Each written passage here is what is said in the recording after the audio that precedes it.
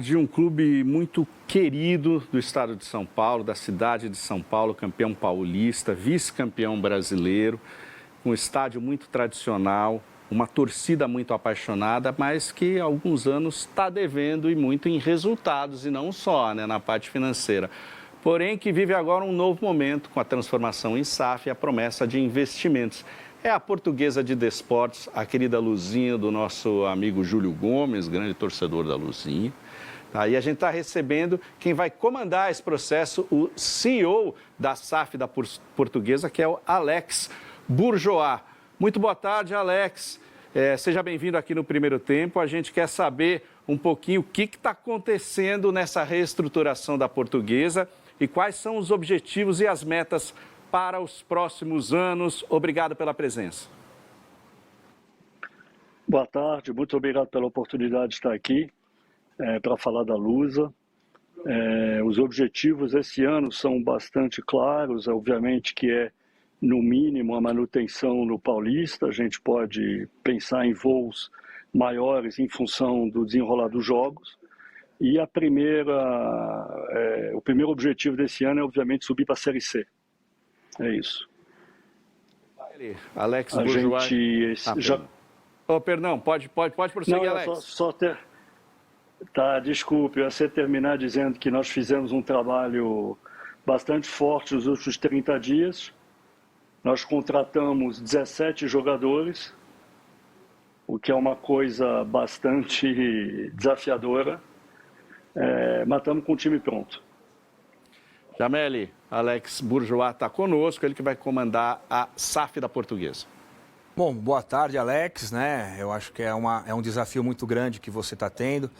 Até no seu nome, cumprimentar o presidente Castanheira também, que está fazendo um belo trabalho, conseguiu fazer toda essa parte de organização da Portuguesa, né? Do pré-SAF, da negociação, tudo mais. E eu queria saber dele, né? Primeiro, né? Porque a gente tem as informações que saem, né, na imprensa, que a gente sabe que é muito ampla, né, muito rasa, sobre os valores da Portuguesa, né, porque a gente sabe que não é só o futebol, tem a parte imobiliária também da Portuguesa, do Canindé, de fazer obras ali no Canindé, e daí sai na imprensa, não, a Portuguesa vendeu, né, o futebol por 1 bilhão, e eu queria que ele explicasse um pouquinho mais dessa parte, eu não sei se ele está por dentro disso, e também desse desafio aí de voltar a Portuguesa, né, a subir nas categorias do futebol brasileiro. Tá. Bom, obviamente que eu estou por dentro, né, porque eu participei de toda a negociação junto com a Portuguesa e com o próprio presidente Castanheira. Né, eu sou um dos sócios que fez essa operação de compra da SAF da Portuguesa e estou à frente do projeto. Nós temos aí 3 blocos de investimento. O primeiro é a reforma do Canindé, que a gente está avaliando em algo em torno de 500 milhões de reais. A segunda coisa é a negociação das dívidas, que hoje foram judicializadas através de um plano de recuperação judicial, que estão em 550 milhões de reais. E depois tem um investimento no futebol para os próximos 5 anos, na ordem de 250 milhões de reais. É isso, é tão simples quanto esses números que eu acabei de colocar. Uhum. Alex, eu queria perguntar um pouquinho sobre o seu jeito de pensar o futebol. A gente sabe que você tem uma formação em matemática e é muito próximo de uma ideia de montar equipes através da estatística, de números, usando a ciência aplicada ao futebol. Vai ser uma marca dessa nova era da Portuguesa, utilizar a ciência e a matemática para montar o seu elenco e os treinadores escolhidos não só para o time profissional, como também para a base, vão seguir ou serão escolhidos a partir dessa nova ideia? Nós trabalhamos com o que a gente chama de algoritmo, né? A escolha do Cauã partiu disso. A gente tinha uma definição de modelo de jogo que a gente queria para a Portuguesa, que era um modelo de jogo que o Klopp apresentava no Liverpool, que eu acabei chamando de heavy metal. A partir daí, a gente, com nossos modelos, fomos à busca de técnicos que praticavam esse tipo de jogo aqui no Brasil. Veio para a gente o Cauã, fomos atrás dele e contratamos o Cauã. Aí, a partir daí, dessa metodologia, uma vez que você tem um modelo de jogo implementado, que você sabe qual modelo de jogo que você quer, a gente acredita que você precisa trazer jogadores que se encaixam nesse modelo de jogo. Então, de novo, nós fomos usar os nossos algoritmos para procurar jogadores que se encaixam nesse modelo de jogo. Obviamente, tudo isso é alinhado com a comissão técnica. E a gente vai fazer isso para absolutamente todos os níveis, não só do futebol profissional, mas também na base. E é assim que a gente pretende tocar o futebol indo para frente, baseado em sucessos que aconteceram e que acontecem não só no Liverpool, por exemplo, mas no próprio Brighton, na Inglaterra, que é um case que eu fui conhecer, no Lance da França, que é um lugar pelo qual eu passei, ou outros clubes da Europa que usam esse tipo de metodologia. Jameli, a gente vai vamos reconectar o Alex para melhorar essa questão do áudio, mas eu queria te ouvir um pouquinho, você que tem experiência também como gestor, né? Como aliar o que a ciência hoje oferece em termos de dados com a questão humana, a observação não só do jogador nos treinamentos, mas também em sua vida, no seu comportamento. Bom, Maurício, eu acho que a ciência está aqui para a gente utilizar, né? A tecnologia está aqui, né? Hoje você pode, através de vários aplicativos, a gente aqui pode entrar e buscar informações sobre jogadores, né? Número de jogos, passe, como joga, quantos chutes o cara fez com a perna direita, quantos chutes fez com a perna esquerda, se ele passa a bola a maioria das vezes para frente, para trás, se ele é um jogador que tem uma característica de jogar em várias posições. Então, quer dizer, eu acho que a ciência, os scouts, eu trabalhei como scout, né? Durante quase 3 anos para o Olympique de Marseille aqui na América do Sul, e fora isso, né? Como gerente também, que eu participei daquele time, né? Do Santos, junto com aquela comissão técnica toda, nós fizemos aqueles times, e eu vejo que você tem que usar a tecnologia. Mas eu acho também que, antes de ser um jogador de futebol, é um ser humano.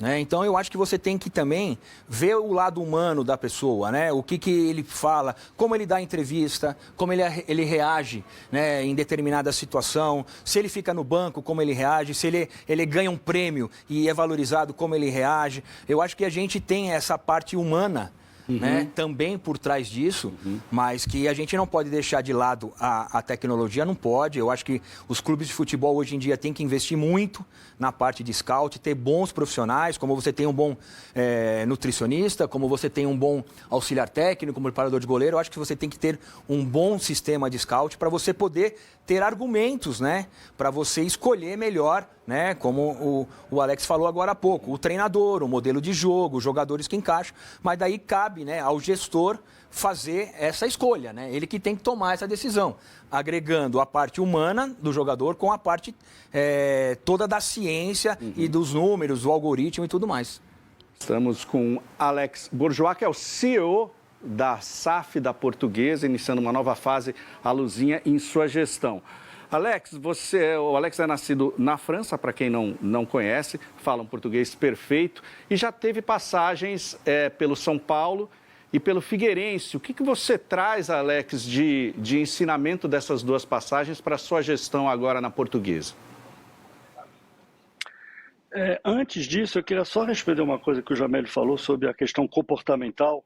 Nós usamos um software baseado até em inteligência artificial. Todos os atletas da Portuguesa fazem um exame, que é um questionário simples. Por isso, através desse questionário, a gente recebe inputs comportamental dos jogadores, inclusive a gente faz isso com todos os profissionais da empresa. E esse input comportamental, ele nos ajuda a saber como melhor usar o jogador ou o profissional, em qual momento ele vai reagir melhor, em qual momento ele vai reagir de forma pior. É isso, então só queria deixar mais essa deixa aí. Olha, no São Paulo e no Figueirense, eu aprendi basicamente coisas que eu não estou tendo aqui, né? Que aprendi a lidar com política de clube, ou digamos assim, não aprendi a lidar com política de clube, talvez.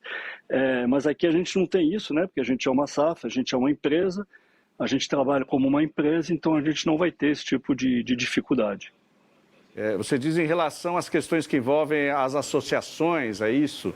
Ser um pouco profissional, digamos assim, aprender a transitar dentro desses interesses que são diversos e que envolve uma associação. Então, eu imagino que o seu apoio a essa lei que permite que os clubes brasileiros virem SAFs, seja total, né? Você enxerga o futebol brasileiro indo por um caminho que é melhor do que aquele que você encontrou no passado? Eu acho que sim. Eu acho que hoje as SAFs trazem uma história diferente. Mas, por outro lado, ser SAF não é suficiente. Você tem que ter gestão. E gestão profissional. Não adianta você montar uma SAF de torcedores. Não vai mudar muita coisa, né? Então, é isso. Você tem que ter gestão profissional, tem que ter acesso a capital. E aí você vai conseguir fazer uma gestão profissional, como é feito na Europa. E eu acho que aí você vai ter um futebol muito melhor. Não, então, em cima disso, né, Alex, eu queria perguntar para você exatamente a particularidade. Você citou vários clubes, né, da França, da Inglaterra. A gente sabe, né, eu participei dessa fase lá na Europa, né, que era a SADs na Espanha, que mudava da associação para a Sociedade Anônima Desportiva e tinha uma facilidade. Aqui no Brasil a gente tem os clubes, você falou da política dos clubes, tem conselho deliberativo, é difícil conviver, tudo mais. Então, o que você traz, né, dessas duas experiências que você teve, né, tanto no São Paulo como no Figueirense, de que você deu um passo à frente, você aprendeu com isso daí para trazer para a Portuguesa, que é um modelo muito mais tranquilo do CEO de trabalhar, porque você tem que prestar contas assim, só para a SAF, você não tem um conselho todo, e como que você tenta essa sua experiência de fora do Brasil, trazer para o Brasil, que é um país totalmente diferente. A gente tem campeonato estadual que só tem aqui no Brasil, a gente tem essa parte toda das associações aqui, de passar a mão na cabeça de jogador, o jogador é mais mimado aqui no Brasil do que na Europa. Queria ver como que você pensa nisso, né, de ter esse modelo europeu implantado aqui na Portuguesa agora. Eu acho que não dá para você transformar o futebol brasileiro na Europa, né? Isso seria uma loucura e a gente não pretende fazer isso. O que a gente pretende é trazer as melhores práticas do mundo corporativo para o futebol brasileiro através da Portuguesa, e o que a gente pretende é trazer o que tem de melhor lá fora, e eu passei os últimos 10 anos vivendo isso de muito perto, trazer isso para o futebol brasileiro implementando da forma, digamos assim, tropicalizando, né, como a gente fala. Eu acho que tem muitas coisas que podem ser melhoradas no futebol. Eu, pessoalmente, acho que o futebol brasileiro se perdeu bastante em termos de qualidade, em termos de formação nos últimos anos. E eu acho que a gente pode resgatar isso de certa forma. O futebol sonhado por toda uma população mundial é aquele futebol bonito, o futebol arte, o futebol que fazia diferença, que os jogadores brasileiros faziam diferença. Hoje eu acho que eles são muito robotizados, são jogadores mais próximos a jogadores europeus do que brasileiros, e a gente quer resgatar isso. A gente quer resgatar o futebol brasileiro com o que se faz de melhor em tecnologia, mas também dentro de treinamento, de conceitos cognitivos, de conceitos comportamentais, etc. Eu acho que a gente é uma questão de exemplo, né?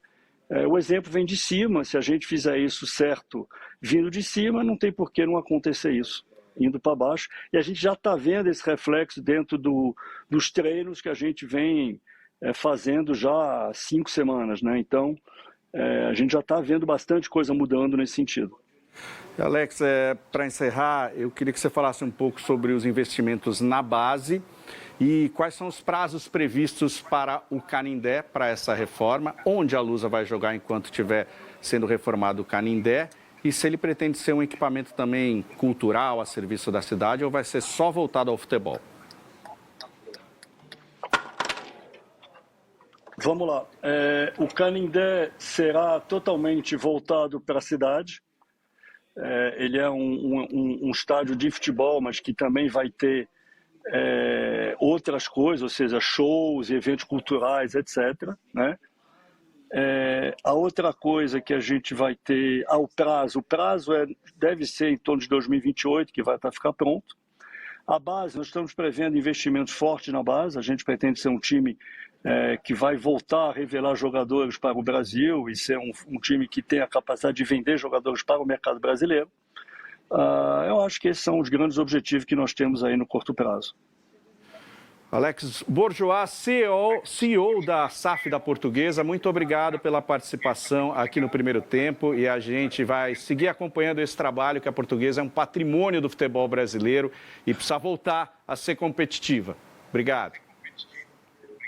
Muito obrigado.